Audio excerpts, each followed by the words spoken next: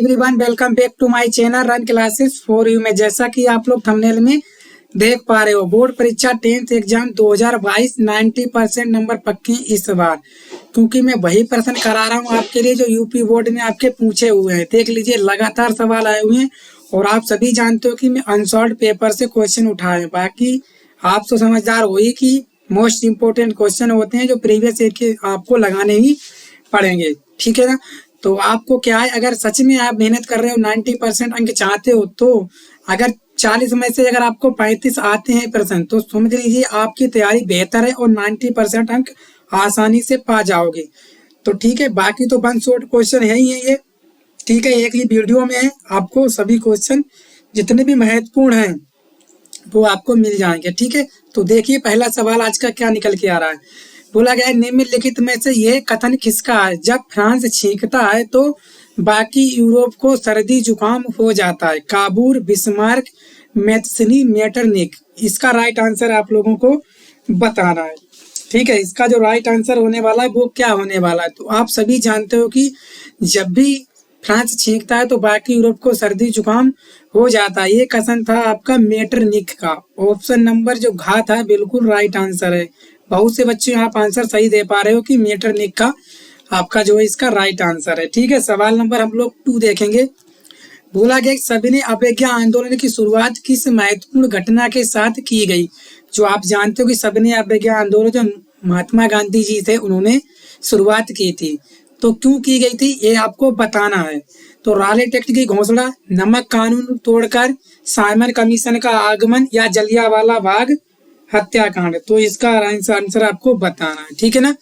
तो सविनय अवज्ञा आंदोलन की शुरुआत किस महत्वपूर्ण घटना के साथ की गई थी? वो की गई थी आपके नमक कानून तोड़कर। ऑप्शन नंबर खा बिल्कुल सही है, ठीक है ना। आगे सॉरी साथियों, आगे भारत में सर्वाधिक बोली जाने वाली भाषा कौन सी है? उर्दू, अंग्रेजी, हिंदी, पंजाबी। तो भारत में सर्वाधिक जो है कौन सी भाषा बोली जाती है, उसका आपको राइट आंसर बताना है। तो आप सभी जानते हो भारत में सर्वाधिक भाषा जो है आपकी हिंदी बोली जाती है। तो ऑप्शन नंबर गा जो है बिल्कुल सही आंसर है। आप अपने काउंटिंग करते रहिए कि आपके कितने सवाल गलत हुए, फिर कमेंट बॉक्स में कमेंट करके नीचे बता दीजिएगा। फिर मैं आपको बता दूंगा कि आपकी तैयारी कैसी और कितनी और आपको मेहनत करनी है, ठीक है। तो नेक्स्ट सवाल देखते हैं, सवाल 4। बोला गया काले दस्ताने और बंधी मुट्ठियां किसका प्रतीक है? विद्रोह का, शांति का, अश्वेत शक्ति का, इनमें से कोई नहीं। तो इसका आपको राइट आंसर बताना है। तो आप सभी जानते हो काले दस्ताने और बंधी मुट्ठियां जो प्रतीक थी वो थी आपकी अश्वेत शक्ति की। ऑप्शन नंबर गा जो है बिल्कुल सही आंसर है, ठीक है। आगे सवाल नंबर 5, निम्नलिखित में से किस एक देश को छोड़कर हर जगह तानाशाही पर लोकतंत्र को प्राथमिकता दी जाती है? भारत, पाकिस्तान, नेपाल या श्रीलंका। ठीक है, इसका राइट आंसर आपको बताना है। तो किसको छोड़कर तानाशाही पर लोकतंत्र को प्राथमिकता दी जाती है? वो है आपका पाकिस्तान, ठीक है। खा नंबर का ऑप्शन बिल्कुल सही है। कौन? पाकिस्तान। आगे सवाल, लोकतांत्रिक व्यवस्था के राजनीतिक और सामाजिक, सॉरी यहाँ पे सामाजिक होना चाहिए, टाइपिंग में मिस्टेक हो गई, सामाजिक असमानताओं के बारे में किए गए अध्ययन बताते हैं कि लोकतंत्र और विकास साथ साथ चलते हैं। लोकतांत्रिक व्यवस्थाओं में असमानताएं बनी रहती हैं, तानाशाही में असमानताएं नहीं होती, तानाशाही लोकतंत्र से बेहतर है। इसका आप लोगों राइट आंसर बताइएगा, ठीक है। तो सवाल नंबर आपका 6 है। तो आप सभी जानते हो कि लोकतांत्रिक व्यवस्था के राजनीतिक और सामाजिक असमानताओं के बारे में किए गए अध्ययन बताते हैं लोकतांत्रिक व्यवस्थाओं में असमानताएं बनी रहती हैं, ठीक है ना। तो ऑप्शन नंबर खा जो है इसका राइट आंसर है।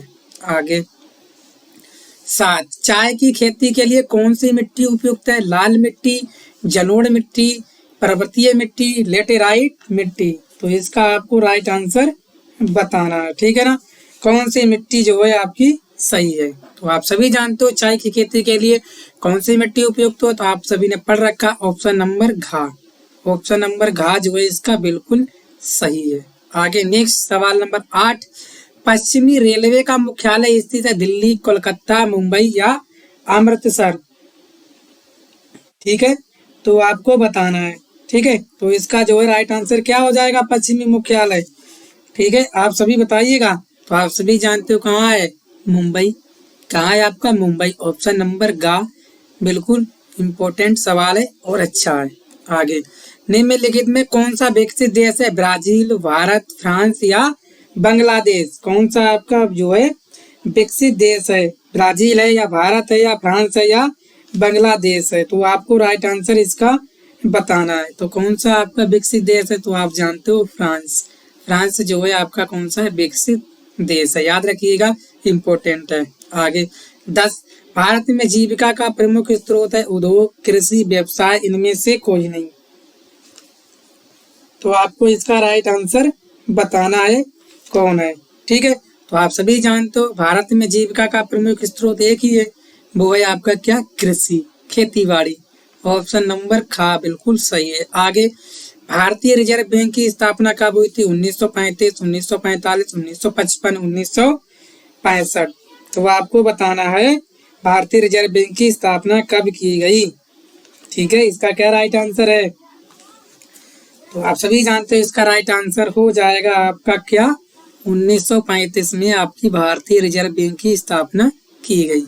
आगे बोला, ज्यूसेपे मोत्सनी द्वारा स्थापित गुप्त संगठन था, young Italy, young France, young Prussia, young Germany. तो कौन सा था आपका राइट आंसर, इसको बताइएगा। ठीक है ना, कौन सा था बताइए, ज्यूसेपे मोत्सनी द्वारा स्थापित गुप्त संगठन। तो आपको बताना है कौन सा था। तो आप सभी जानते हो क्या था आपका, यंग इटली। कौन सा, यंग इटली। ऑप्शन नंबर का जो है बिल्कुल सही आंसर है। नेक्स्ट, फ्रांस की क्रांति हुई थी 1970, 1789, 1975। तो आपको बताना है कि फ्रांस की क्रांति जो है कब हुई थी। ठीक है, तो इसका जो है राइट आंसर क्या हो जाएगा, तो इसका जो राइट आंसर हो जाएगा वो ऑप्शन नंबर खा, 1789 में जो है फ्रांस की क्रांति हुई थी। आप नोट डाउन करना चाहते हैं, नोट डाउन भी कर लीजिए, वेरी वेरी इंपॉर्टेंट सवाल है। हिंद स्वराज पुस्तक के लेखक हैं सरदार पटेल, बाल गंगाधर तिलक, महात्मा गांधी, सुभाष चंद्र बोस। तो आपको बताना है कौन है इसके राइट आंसर, हिंद स्वराज पुस्तक के लेखक। तो आप सभी जानते हो हिंद स्वराज पुस्तक के लेखक आपके कौन है, तो आप लोग कमेंट बॉक्स में बताइएगा। इंपॉर्टेंट सवाल है, कौन है आपके हिंद स्वराज, मतलब कौन है आपके, महात्मा गांधी। ऑप्शन नंबर गा बिल्कुल सही है। आगे, समवर्ती सूची से संबंधित विषय नहीं है, कौन सा नहीं है आपको बताना है, शिक्षा, वन, उत्तराधिकार या विदेशी मामले। कौन नहीं है, तो आपको बताना है कौन नहीं है। तो आप सभी जानते हो समवर्ती सूची संबंधित विषय कौन सा नहीं है, विदेशी मामले। ऑप्शन नंबर घ सही है इसका। आगे, संविधान के अनुसार भारत की राज्य भाषा है, तो बताइए कौन सी है, हिंदी, उर्दू, संस्कृत, अंग्रेजी। कौन सी है इसमें, तो आप सभी जानते हो कौन सी है आपकी, हिंदी। आप सभी जानते हो, इसको ना बताना पड़े क्योंकि आप जानते हो आपके पेपर में ऐसे सवाल बनते हैं। आगे, निम्नलिखित में से कौन सा खनिज आधारभूत है, मैग्नीज, अभ्रक। बताना है आपको, मैग्नीज है, अभ्रक है, लौह अयस्क है या तांबा है। तो आप सभी जानते हो कौन सा है आधारभूत, वो है आपका लौह अयस्क। ऑप्शन नंबर गा सही है इसका। नेक्स्ट, निम्नलिखित में से कौन सा ऊर्जा परंपरागत स्रोत है, सौर ऊर्जा, कोयला, पवन ऊर्जा या ज्वारीय ऊर्जा। इसका राइट आंसर आप लोग बताइएगा, कौन है आपका, आप सभी जानते हो ये आपका कोयला। ऑप्शन नंबर खा। नेक्स्ट सवाल 19, विश्व व्यापार संगठन की स्थापना निम्नलिखित में से किस वर्ष हुई थी, 1986 में, 1995 में, 2001 में या 2004 में। इसका आपको राइट आंसर बताना है। ठीक है ना, तो बताइएगा इसका राइट आंसर आप लोग कौन सा है। तो आप सभी जानते हो विश्व व्यापार संगठन की स्थापना हुई थी 1995 में। ऑप्शन नंबर ख। नेक्स्ट, भारत में वायु परिवहन का राष्ट्रीयकरण कब किया गया था? 1950, 1953, 1960, 1998 में। तो आपको इसका राइट आंसर बताना है। 20 सवाल नंबर, ठीक है ना। तो बताइएगा कब हुई थी? तो आप सभी जानते हो कौन हुई थी? 1953 में। ऑप्शन नंबर ख बिल्कुल सही है। नेक्स्ट, 21 सवाल, निम्नलिखित में से इस्पात बनाने में किस खनिज का प्रयोग किया जाता है? आभ्रक, मैग्नीज, तांबा या बॉक्साइट? इसका आपको राइट आंसर बताना है। किसका प्रयोग किया जाता है? किया जाता है आपका मैग्नीज। ऑप्शन नंबर ख बिल्कुल सही है। नेक्स्ट सवाल, निम्नलिखित में से भारत प्रमुख रूप से किसका आयात करता है? चाय, खाद्यान्न, जूट का सामान या कच्चा पेट्रोलियम? तो आप सभी जानते हो भारत प्रमुख रूप से किसका आयात करता है? वो करता है आपका कच्चा पेट्रोलियम का, ठीक है ना। राइट आंसर क्या है आपका? गा। ये हमारे 22 सवाल हो गए, अभी और बचे हैं। आप बताइएगा कमेंट बॉक्स में कमेंट करके। फ्रांसीसी की क्रांति कब हुई थी? बताइएगा। बिल्कुल इम्पोर्टेंट सवाल है, लेकिन पेपर में आपके पूछा जाता है, इसलिए हम पूछते हैं आपसे। 1688, 1789, 1815, 1830। तो बताइएगा इसका राइट आंसर क्या हो जाएगा? तो आप सभी जानते हो कब हुई थी फ्रांसीसी क्रांति? 1789। ऑप्शन नंबर ख जो है बिल्कुल राइट आंसर हो जाएगा इसका। नेक्स्ट, जर्मन संस्कृत में वोक्जिस्ट का आशय है राष्ट्र, संविधान, आम जनता या संसद? ठीक है ना। दूसरा, ये कौन सा सवाल है आपका? 24वां सवाल है। इसका राइट आंसर आप लोग बताइएगा क्या हो जाएगा? तो वोक्जिस्ट का आशय है आपका आम जनता। ऑप्शन नंबर ग बिल्कुल सही है। नेक्स्ट, 25 संसदीय प्रजातंत्र की स्थापना किस देश में हुई थी? Italy, England, France, Germany? किसमें हुई थी आप बताइएगा, ठीक है। किसमें हुई थी आपकी? इंग्लैंड में। ऑप्शन नंबर ख। नेक्स्ट,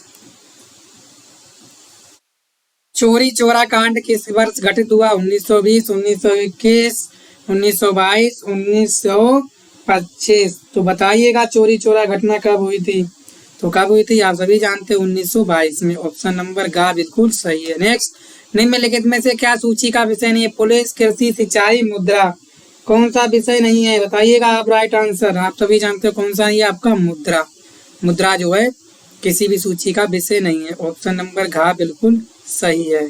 नेक्स्ट, भारतीय संघ में अवशिष्ट शक्तियां किसको प्राप्त हैं? तो बताइएगा। राज्य, संघ का और खा दोनों में, इनमें से कोई नहीं।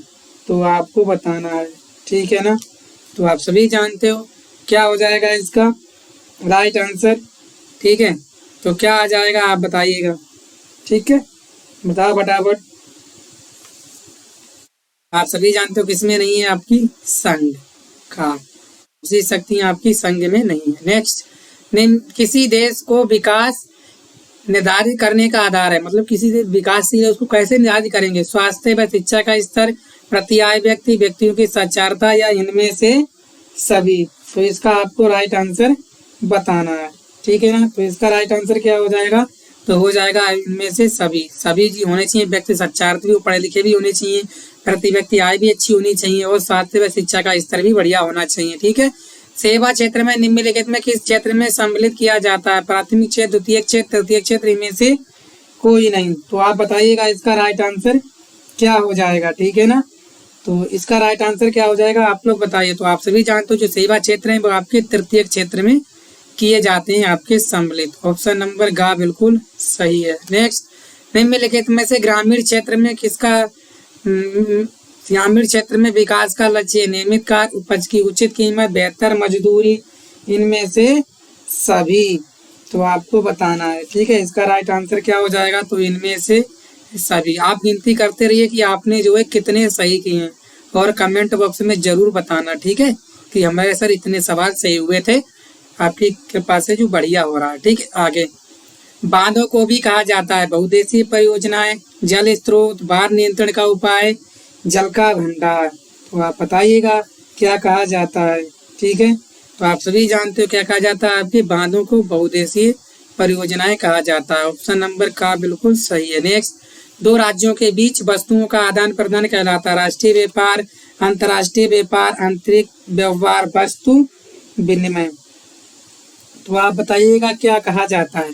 तो आप सभी जानते हो वो कहलाता है आपका आंतरिक व्यापार, दो राज्यों के बीच। ठीक है, एक राज्य ये है और एक राज्य ये है, तो इन राज्यों के बीच अंतर कहलाता है आपका आंतरिक, यानी कि क्या होता है, अंदर ही अंदर होता है, आंतरिक व्यापार। तो ऑप्शन नंबर कौन सा, ऑप्शन नंबर गा बिल्कुल सही है। 34 सवाल, निम्नलिखित में से परिवहन का कौन सा साधन अति दुर्गम स्थानों के लिए अत्यंत आवश्यक है? जल परिवहन, वायु परिवहन, रेल परिवहन, स्थल परिवहन। तो 34 सवाल का आप लोग राइट आंसर बताइएगा क्या हो जाएगा इसका। तो वो होता है आपका वायु परिवहन। दुर्गम के लिए मतलब जहाँ स्थिति बहुत ही खराब है, रोड वोड नहीं है, तो वहाँ के लिए क्या जा सकता है आपका वायु परिवहन। तो वायु परिवहन आप लोग जानते ही होता क्या है। ठीक है, जैसे आपकी वायु परिवहन क्या हो गई, ठीक है, हवाई जहाज वगैरह जो वायु में चलती हैं। नेक्स्ट सवाल, ठीक है, सवाल नंबर 35, सत्याग्रह तो शुद्ध आत्मबल है, एक कथन किसका है? मोतीलाल नेहरू, महात्मा गांधी, CR दास, बाल गंगाधर तिलक। सत्याग्रह तो शुद्ध आत्मबल है, ये कथन किसका है? तो आपको बताना है मोतीलाल नेहरू, महात्मा गांधी, CR दास, बाल गंगाधर तिलक। इसका राइट आंसर आप लोग बताइएगा। इसका राइट आंसर क्या हो जाएगा आपका? महात्मा गांधी। महात्मा गांधी जी ने ही कहा था कि सत्याग्रह क्या है? शुद्ध आत्मबल है।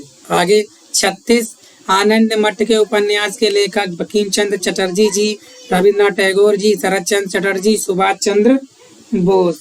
तो आपको इसका राइट आंसर बताना है। तो कौन है आपके आनंद मठ के? वो है आपके बंकिम चंद्र चटर्जी। ऑप्शन नंबर का बिल्कुल सही है। आगे, सविनय अवज्ञा आंदोलन कब चलाया गया था? 1920, 1927, 1929, 1930। तो सविनय आंदोलन कब चलाया गया? तो आप सभी जानते हैं वो चलाया गया था आपका 1930। ऑप्शन नंबर घ बिल्कुल सही है। 38, निम्नलिखित में से कौन सा राज्य संघीय राज्य नहीं? मणिपुर, त्रिपुरा, हिमाचल प्रदेश और जम्मू कश्मीर। कौन सा आपका संघीय राज्य नहीं है? ठीक है ना, तो कौन सा नहीं है? वो है आपका जम्मू कश्मीर जो है संघीय राज्य नहीं है। ठीक है, ऑप्शन नंबर घ बिल्कुल सही है। आगे नेक्स्ट सवाल 39, निम्नलिखित में कौन सा शासन का अंग नहीं है? ठीक है, कौन सा नहीं? कार्यपालिका, नगर पालिका, न्यायपालिका या विधायिका। तो कौन नहीं है? तो आप सभी जानते हो कौन नहीं है आपकी शासन का? न्यायपालिका जो है शासन का अंग नहीं है। कौन? आपकी न्यायपालिका। तो न्यायपालिका क्या करती है? आपका न्याय करती है। आगे नेक्स्ट सवाल देखेंगे। नेक्स्ट सवाल आज का आखिरी सवाल, लेटेराइट मिट्टी का रंग होता है लाल, काला, पीला, भूरा। तो आप सभी जानते हो लेटेराइट मिट्टी का रंग कैसा होता है? वो होता है आपका लाल। ठीक है, तो ऑप्शन नंबर का बिल्कुल सही है। तो साथियों यही थे हमारे 40 महत्वपूर्ण क्वेश्चन। कैसी लगी क्लास आपको कमेंट बॉक्स में जरूर बताइएगा, और आपने कितने सवाल सही किए हैं, कितने % आपके सही हैं मुझे बताइएगा। अगर आपके 30 से 35 अगर सवाल आपके सही हैं तो जान लीजिए आप तैयारी बहुत ही बेहतरीन कर रहे हैं। आपके 90% लाने से कोई नहीं रोक पाएगा अगर आप तैयारी बेहतरीन कर रहे हो। ठीक है, तो मिलते हैं हम लोग एक नए वीडियो में। तब तक के लिए वीडियो को शेयर कर लीजिए, और चैनल पर अगर पहली बार आए हो तो चैनल को सब्सक्राइब भी कर लीजिए। ठीक है साथियों, थैंक